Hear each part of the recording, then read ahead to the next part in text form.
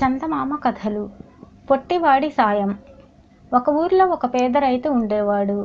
ఆ రైతు గ్రామంలో అందరికన్నా ధనవంతుడైన భూస్వామి నుంచి 10 ఎకరాల పొలం కౌలుకు తీసుకున్నాడు. అయితే ఆ భూమి ఏమంత సారవంతమైనది కాదు. అయినా కష్టపడితే ఫలితం ఉంటుందన్న మొండి ధైర్యంతో రైతు, అతడి భార్య, 2 పిల్లలు అందులో వాననక ఎండనక శ్రమ పడేవాళ్ళు. కానీ అందులో వచ్చే ఫలసాయం వాళ్ళ తిండికి బట్టకు సరిపోయేది కాదు. ఇలా ఉండగా ఒక సంవత్సరం పొలానికి దాపులనున్న నది పొంగి పొలంలో ఉన్న పంటతో పాటు అతని ఎద్దుల జతలో ఒకటి వరదకు కొట్టుకుపోయింది. రైతు ఇలా నష్టపడినా భూస్వామికి చెల్లించవలసిన కౌలు డబ్బు చెల్లించక తప్పదు గనుక అతడు తన వద్ద ఉన్న ఎద్దును తోలుకొని సంతలో అమ్మేందుకు బయలుదేరాడు. దారిలో అతడికి వింత దుస్తుల్లో ఉన్న ఒక పొట్టివాడు కనిపించాడు. వాడు ఒక కాలు కుంటుతున్నాడు. రైతును చూస్తూనే వాడు, కాలుకి దెబ్బ తగిలింది, నడవలేకపోతున్నాను, నాది అటు వెళ్లే దారే, నీ ఎద్దు మీద కొంత దూరం సవారీ చేయనిస్తావా అని అడిగాడు. రైతు ఆ పొట్టివాడి స్థితికి జాలిపడుతూ, నువ్వు నడవలేక బాధపడుతున్న మాట నిజమే, కానీ గాడిద గుర్రంలాగా ఎద్దు సవారీ జంతువు కాదు కదా, గోజాతి మీద సవారీ చేయడం తప్పు అన్నాడు. ఆ జవాబుకు పొట్టివాడు దీనంగా ముఖం పెట్టి, చీకటి పడితే ఈ అడవి ప్రాంతాన నేనేమైపోతాను, ఏ క్రూర మృగమే తినేస్తుంది కదా అన్నాడు. ఆ మాటలతో రైతుకు పొట్టివాడి మీద మరింత జాలి కలిగి, సరే ఆపద్ధర్మం అంటూ ఒకటి ఉన్నది కదా అని పొట్టివాడిని ఎద్దు మీద కూర్చోబెట్టాడు. ప్రయాణం కొంత దూరం సాగాక పొట్టివాడు రైతు నుంచి అంతా తెలుసుకొని, నువ్వెంతో దూరం శ్రమపడినందుకు చాలా బాధగా ఉంది, అంత దూరం వెళ్ళడం ఎందుకు, ఈ ఎద్దును నేనే కొంటాను అన్నాడు. రైతు అందుకు సరే అన్నాడు. పొట్టివాడు దుస్తుల్లోంచి ఒక చిన్న మరచెంబు బయటకు తీశాడు. అది కంచుది. దాని మీద పొట్టివాడి రూపురేఖల్లోనే ఉన్న చాలామంది బొమ్మలు చిత్రింపబడి ఉన్నాయి. పొట్టివాడు దాన్ని రైతుకి ఇచ్చి, నీ ఎద్దు ఖరీదు చెల్లించాను, ఇక ఇంటికి తిరిగి వెళ్ళిపో అన్నాడు. అది విని రైతు ఎంతో ఆశ్చర్యపడి, ఈ కంచు మరచెంబు నా ఎద్దు ఖరీదు చేస్తుందా, బాగానే ఉన్నది, మరి నేను భూస్వామికి చెల్లించవలసిన కౌలు డబ్బు ఎక్కడి నుండి తెచ్చేది అని అడిగాడు. పొట్టివాడు పెద్దగా నవ్వి, నా మాట నమ్ము, ఆ మరచెంబు నీ కష్టాలన్నీ తొలగించి సుఖపడేలా చేస్తుంది అంటూ చెంబు మూత తీశాడు. ఆ మరుక్షణం చెంబు లోపల నుంచి అతి శ్రావ్యమైన పాట వినిపించింది. పొట్టివాడు చెంబు మూత ఎప్పటిలా బిగించి, ఒక్క యక్షులు తప్ప అంత మనోహరంగా ఎవ్వరూ పాడలేరు, తెలిసిందా అన్నాడు. అంటే ఈ సంగీతం వింటూ నా ఆకలి, నా పెళ్ళాం బిడ్డల ఆకలి చల్లార్చుకోమంటావా అని అడిగాడు రైతు.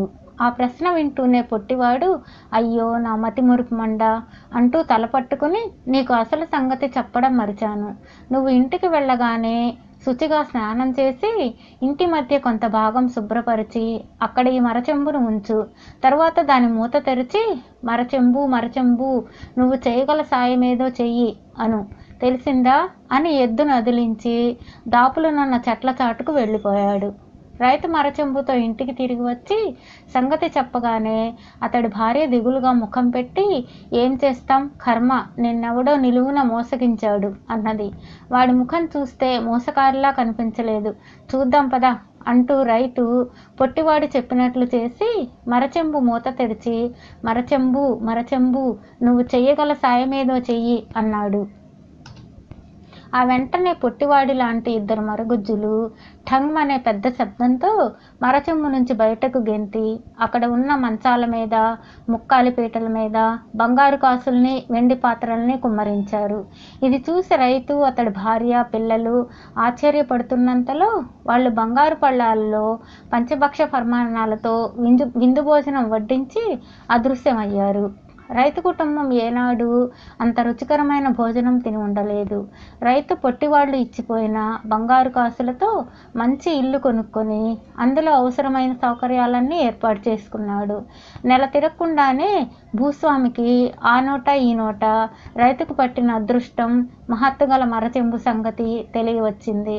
ఆయన ఒకనాడు రైతు ఇంటలేని సమయం చూసి నౌకర్లతో వచ్చి అతడి ఇంట్లో గల డబ్బుతో పాటు మరచెంబును కూడా ఎత్తుకుపోయాడు. భూస్వామి బలవంతుడు, పలుకుబడి గలవాడు అవటం చేత రైతు ఏమీ చేయలేక ఊరుకున్నాడు. అతడికి తిరిగి పేదరికపు బాధలు ప్రారంభమయ్యాయి. ఒకనాడు అతడి భార్య భర్తకు కంచు మరచెంబు ఇచ్చిన పొట్టివాడిని కలుసుకోమని సలహా ఇచ్చింది. రైతు సరేనని లోగడ పొట్టివాడు కనిపించిన ప్రాంతానికి వెళ్ళాడు. అక్కడ ఒక చెట్టు కొమ్మ మీద కూర్చుని ఉన్న పొట్టివాడు ముందుగా రైతును చూసి కొమ్మ మీద నుంచి దబీమంటూ దూకి అతడి దగ్గరకు వచ్చి, ఏమి ఇలా ఉన్నావు? నేనిచ్చిన మరచెంబు నీకు ఎలాంటి సాయం చేయలేదా అన్నాడు.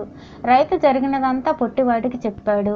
అంతా విన్న పొట్టివాడు చెట్టు పైకి పోయి అక్కడ ఉన్న తొర్రలో నుంచి ఒక వెండి మరచెంబు తెచ్చి రైతుకు ఇచ్చాడు. రైతు సంతోషంగా దాన్ని తీసుకొని ఇంటికి తిరిగి వచ్చాడు. అయితే భూస్వామికి తను రైతును ఒక కంట కనిపెట్టమని నియమించిన నౌకర్ల ద్వారా సంగతి తెలిసింది. వాళ్ళు కంచు మరచెంబు కన్నా ఈ వెండిది మరింత ప్రభావం గలదని తాము విన్నట్లు ఆయనకు చెప్పారు.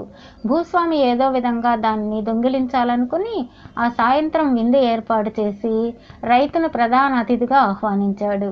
రైతు రాగానే భూస్వామి మిగతా అతిథులతో, మన ప్రధాన అతిథి దగ్గర గొప్ప ప్రభావం గల మరచెంబు ఒకటి ఉన్నది, దాన్ని ఆయన మన ముందు ప్రదర్శిస్తాడు అని చెప్పాడు. వెంటనే రైతు దుస్తుల్లో నుంచి మరచెంబు బయటకు తీసి కింద పెట్టి, మరచెంబు మరచెంబు నువ్వు చేయగల సాయమేదో చెయ్యి అన్నాడు. ఆ మరుక్షణం నల్లని రూపాలతో ఇద్దరు మహాకాయులు మరచెంబు నుంచి హుంకరిస్తూ బయటకు దూకి చేతిలో ఉన్న దుడ్డు కర్రతో భూస్వామిని కొట్టసాగారు. భూస్వామి కేకలు పెడుతూ రైతుతో, నీకు పుణ్యం ఉంటుంది, ఈ ఇద్దరిని తిరిగి మరచెంబులోకి వెళ్ళమను అన్నాడు. రైతు ఏమాత్రం తొణక్కుండా, ముందు ఆ కంచు మరచెంబు నాకివ్వు అన్నాడు. భూస్వామి ఇంట్లోకి పరిగెత్తిపోయి దాన్ని తెచ్చి రైతుకిచ్చాడు. మహాకాయులిద్దరూ వెండి మరచెంబులోకి వెళ్ళిపోయారు. కొద్ది రోజుల్లోనే రైతు ఆ చుట్టుపక్కల గల ధనవంతులందరికన్నా ధనవంతుడయ్యాడు. తన అవసరం తీరాక అతని మరచెంబులు రెంటిని ఎవరికి తెలియని రహస్య ప్రదేశంలో పాతిపెట్టాడు.